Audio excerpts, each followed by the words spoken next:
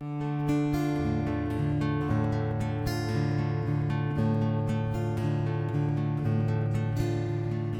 sea is wild this morning, the moats are safely in, clinging to the harbour, safe from all the wind and rain.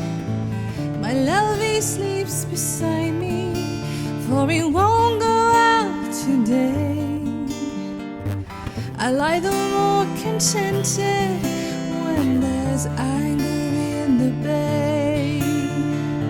My love is on the ocean where the wild Atlantic rolls.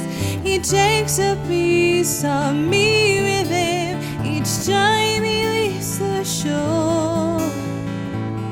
I am just his woman, he won't stay home for me. My love, he has a mistress, she's the sea. It's my great pleasure to invite Jan Bee Brown up next. Jan works in communities, museums, schools, libraries, promoting storytelling with a particular interest in all things maritime. So she's going to tell us a story of the wooden wife of Yell. Welcome, Jan. Thank you so much, Bridie, and thank you for such a fantastic evening so far. I have filled my boots with songs and notes. So I'm telling a story here in Lerwick, and I'm taking you up to the island of Yell, even further north. And, well, you may or may know from the poster that our Admiral Tom likes, well, he likes a lady at the front of his ship. A beautiful one at that. And, well, this is the story of such a lady. I'm going to take you up to the top of Shetland, onto the ferry, onto the island of Yell. Of all the money that e'er I've had, I've spent it in good company. And of all the harm that e'er I've done, alas, it was to none but me. And all I've done for want of wit, to memory now I can't recall. So fill to me the parting glass, good night, and joy be with you all.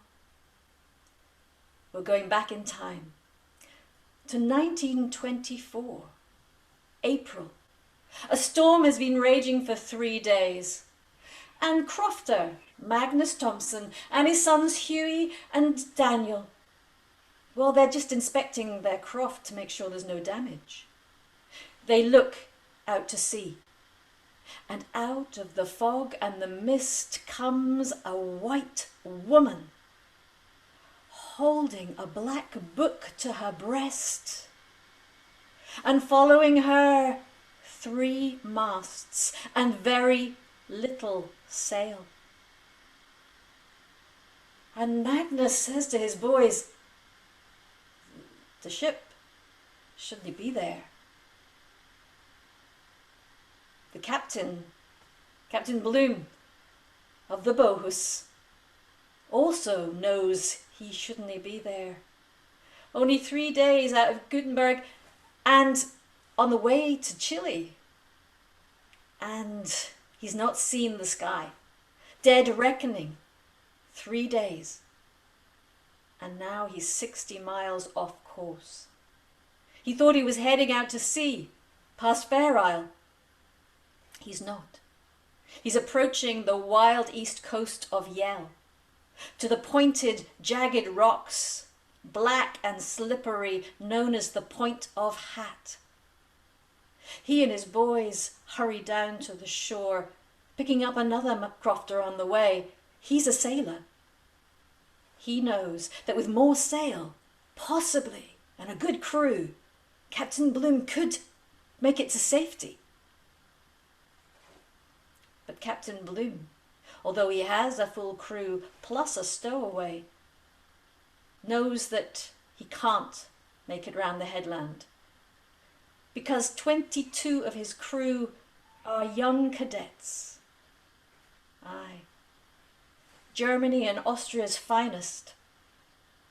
Because after the First World War, well, sailing ships like the Bohus are worth only 10% that they would before the age of steam. So it's all about money. It was quickly refitted and made into a cadet training ship.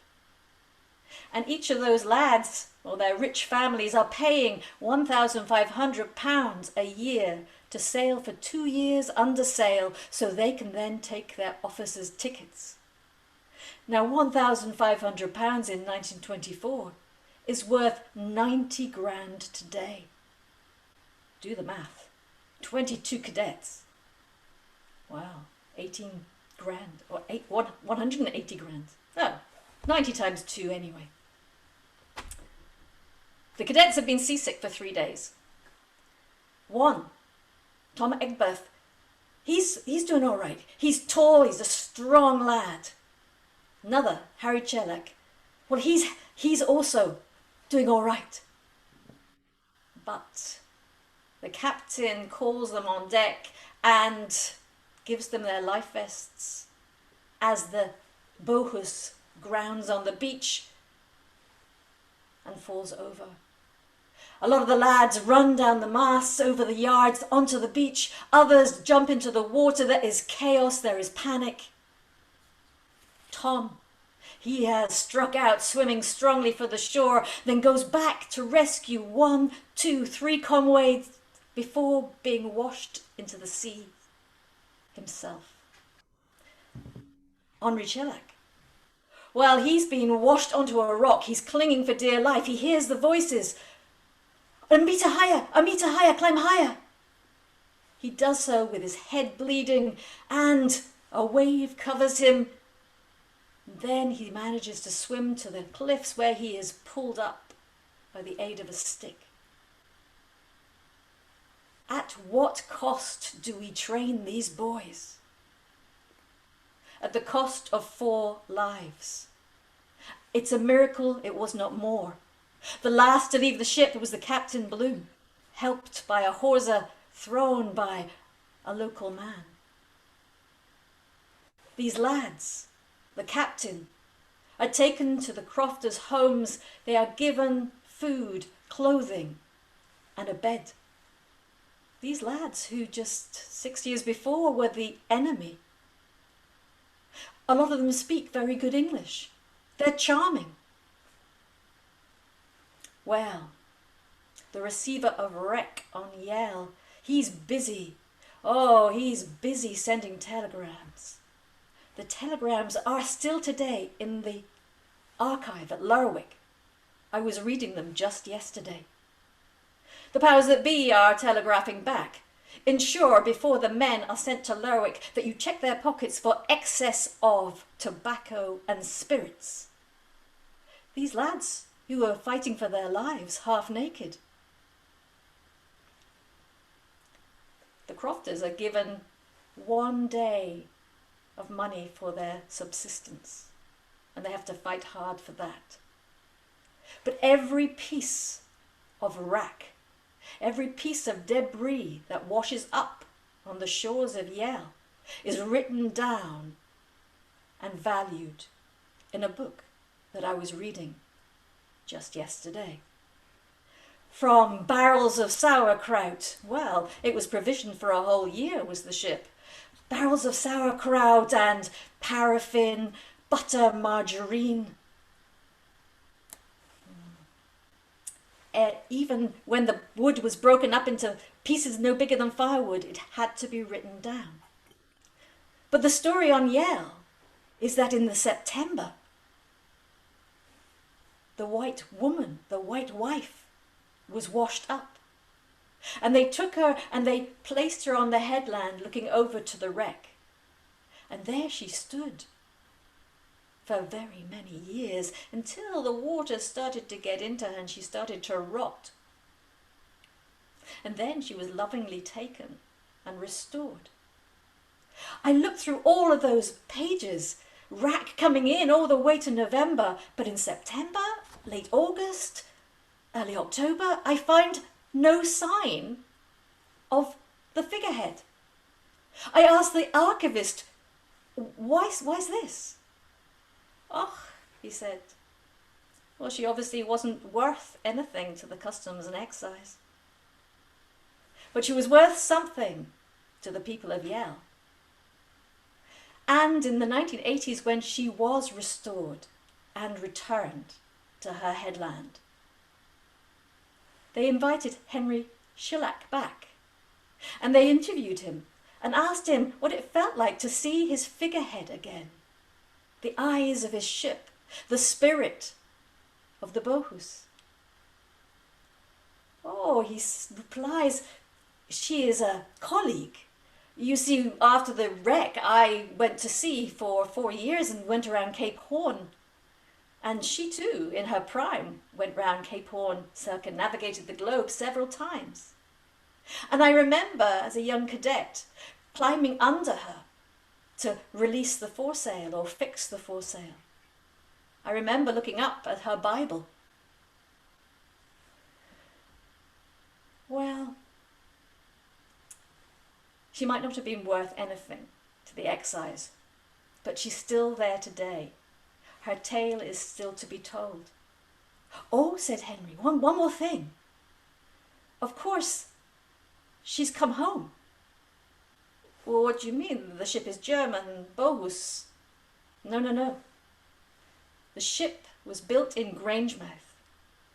The name of the ship in 1898 was Bertha. And Bertha is the figurehead. Bertha, who was the eldest daughter of Johannes H. Soest, the ship owner.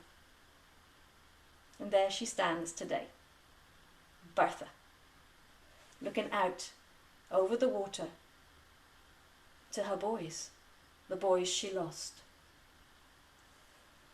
Of all the comrades that e'er I had, they're sorry for my going away, and all the sweethearts that e'er I had, they would wish me one more day to stay.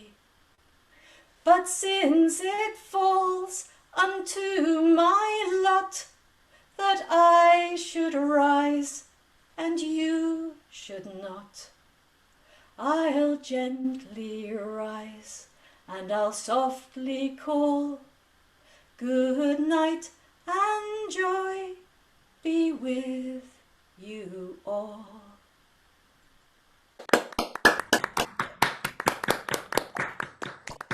Well, thank you. I will welcome you to Shetland, and you can come up and see the Wooden Wife whenever you like. So, we've also got the tall ships coming in 2023, so we have to all come up for them. Good. So the evening continues. It's not good night and joy be with you all. Not yet. First of all, we've got Chris Locke coming up. Now, Chris is a woman on whose shoulders I stand. Well, metaphorically, because I love the fact that she has picked up a guitar, learned how to play it, and sung in Glasgow and Liverpool. So she's got a new CD out. It's called Bouncing Over the White Clouds. And in this, she is not alone. However, we have her all to ourselves this evening. Over to you, Chris. Thank you so much. Thank you very much. Actually, it's not just my CD. I sing, as you know, with Ian Toppling as Locked Up Together. So it's Locked Up Together CD. It's not just me. But thank you anyway. Okay, I'll start with a song called Stamp and Go.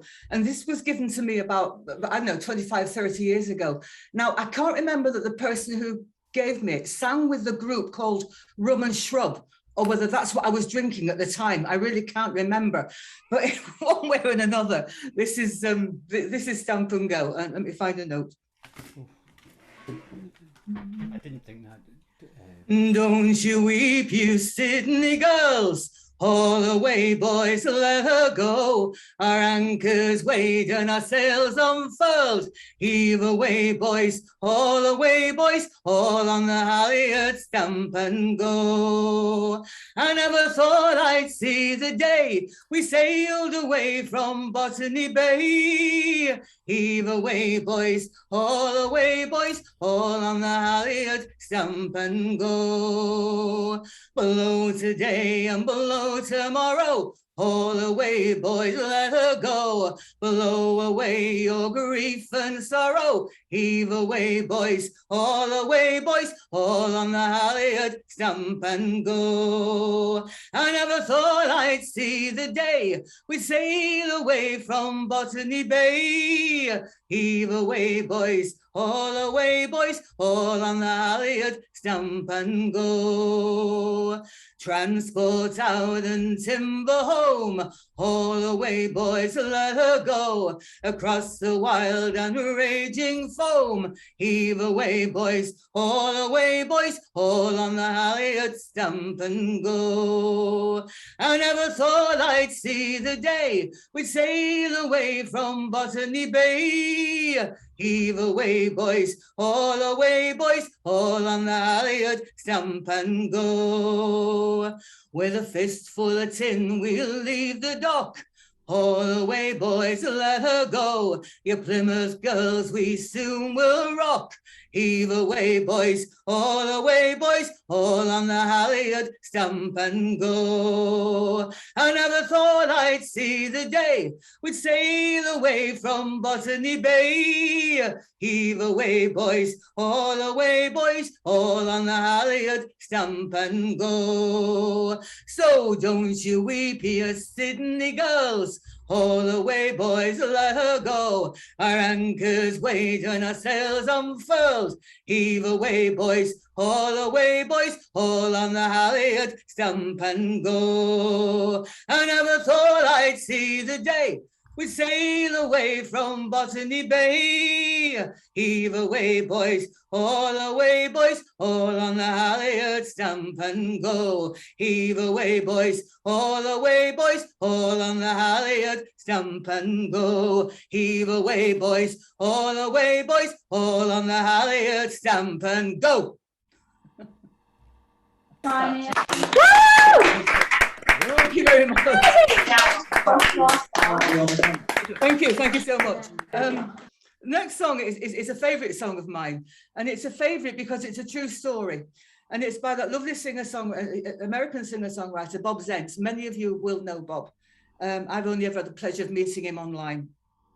But in the 1960s, he was a sonar man on Coast Guard ship Sebago, stationed up in the North Atlantic. At that time in the 60s, there weren't all those satellites hanging around that plotted everything. So the Americans had 6 ocean stations, Alpha, Charlie, Bravo, etc., around the world. And they were plotting. It was their primary job to plot anything that they saw, basically. And the song is what Ian and I like to call a video in words, because it's a song that with a story, you know, you just love to hear what unfolds from this story. So here we go. Let me find, see, look at the right key. I should sing it with Ian. Ocean Station Bravo, North Atlantic Ocean, somewhere south of Greenland, somewhere far from home. Nothing on the radar, nothing on the sonar, hove to and drifting on this ocean all alone. CGC Sebago, high endurance cutter, ocean station vessel number 42, studying the weather, H2 navigation, plotting ships and aircraft as they travel through. In the middle of the ocean, center of the circle, there's nothing but horizon, wind and sea and sky. this old world in motion, blowing from the northeast, not a hint of sunshine, just the grey clouds running by. Then the lookout called the bridge watch, objects in the water, moving surface contact off our starboard bow. Plot them on the radar, fire up the sonar, listen for their echoes, can you hear them now? There's echoes in my headphones, whale sounds on the speakers, plotting up. There's echoes in my headphones, whale sounds on the speakers, filling all the spaces inside CIC. Songs of love and travel, songs of generations, echoes of the ages in cetacean harmony. And me, I had to answer. I talked, I sang, I whistled. I even played the mouth harp through that microphone. And they returned the favor with chirps and clicks and whistles. A song of celebration, not so different from our own. And when the watch was over, it's out onto the bridge wing to view those sounding singers as they breach in sport and play. Just a pile of humpbacks, farewell flukes are waving, memories worth saving as they travel on their way. For we'd had a conversation with Leviathan that day. Ocean Station Bravo, North Atlantic Ocean, somewhere south of Greenland, somewhere far from home. Nothing on the radar, nothing on the sonar, hove to and drifting on this ocean all alone. Bob Zent. Thank you very much indeed. Thank you. Too kind. Now, where's Skull's Bridle? They sang two songs by Ron Baxter earlier this evening, and strange enough, I've got one by Ron Baxter too. Ron was quite a prolific poet in the Northwest, but I don't think he put many tunes to stuff, and I think he just used to say people, look, I've got this poem, can you do anything with it? So he sent this one to us, and I put the tune to this one, and it's called Tramps. Ron was very much into the, excuse me a second, I think he worked on the Tramp steamers as well. He's very much like Tramp steamers, and I'm terribly confused because I don't know what note it is. It's an F sharp, hang on. Oh, technology, I tell you, look at this. Oh, go away you. How about that? She's a long-haul, black-hauled British tramper, fire, shovel in the coal, owned by Ropeness, King or Bankser, or London Greeks, shovel in the coal, or London Greeks, shovel in the coal. She's got 5 hatches and a woodbine funnel, fire, shovel in the coal, a plimsoll lines above her gunwale. The ash pit's full, shovel in the coal, the ash pit's full, shovel in the coal. With a fire tube boiler, steam condensing, fire, shovel in the coal, triple expansion, compound engine, smash the clinker, shovel in the coal, smash the clinker, shovel in the coal. Carrying coal or grain or bricks, fire, shovel in the coal. She'd even sail the river Styx, if the charter's right, shovel in the coal. If the charter's right, shovel in the coal.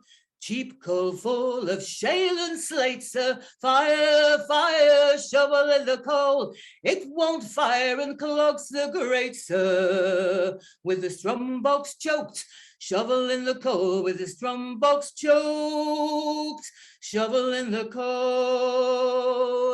She flies a smoke black, oh red duster, fire, fire, shovel in the coal. She keeps going 'cause they can trust her. Her black gang who shovel in the coal. Her black gang who shovel in the coal. She's a long haul black hulled British tramp, sir. Fire, fire, shovel in the coal. Owned by Ropeners, King or Bankser, or London Greeks, shovel in the coal, or London Greeks, shovel in the coal. Thank you very much. Absolutely fantastic, Chris. Thank you.